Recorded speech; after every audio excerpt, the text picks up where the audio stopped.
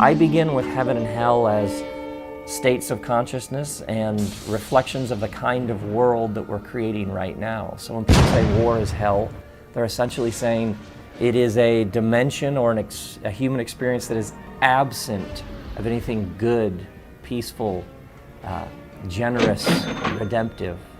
So the idea that has animated a lot of religion for a lot of people, that there is some divine being somewhere who, if you don't say or do or pray or think the right or believe the right thing, is going to send you to hell. Life is difficult enough without believing that the deepest, strongest forces of the universe are against you and are going to torture you forever.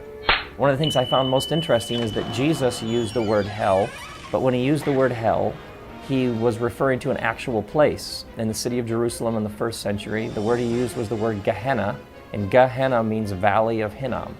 And the Valley of Hinnom was the south valley on the south wall of the city of Jerusalem. It's where people toss their trash. So he's pretty much the only person who used it, and when he used this word, he was referring to a real place where this trash was burning. So essentially he was saying, you as a human being, you have this power to make choices about whether you will move towards others in grace, in compassion, in kindness, or you will move towards people in violence and degradation. And when you do that, when you mistreat others, when you are indifferent to their suffering, you're essentially like creating a Gehenna on earth. You're creating a hell on earth. So I begin with these as very powerful words and pictures of what we as human beings can create right now. And when you talk about that, apparently for a lot of religious people, being right isn't enough. It's being right and other people being wrong.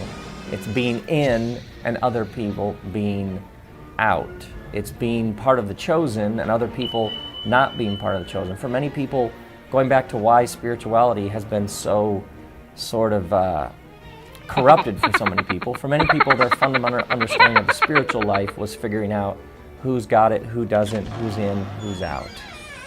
And I begin with a much more inclusive love for everybody. But then we can, right now, choose to live particular ways in this world. It's really interesting, like if you look at, the Bible, which for many people in the Western world was sort of the guiding. The Old Testament, there isn't really any sort of view of the afterlife. The closest you get is a word for pit, a word for abyss, which basically means you die and you're not here. So this idea that the whole thing is about when you die is not really the way that lots of people have thought about it.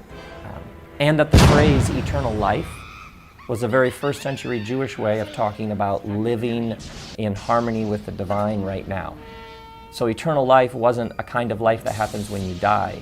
Eternal life was understood to be a certain quality of life you're experiencing right now, where you're in right relationship with the earth, with the environment, with each other, with yourself. That was considered eternal life. So I think we should start here. I think this is where the action is.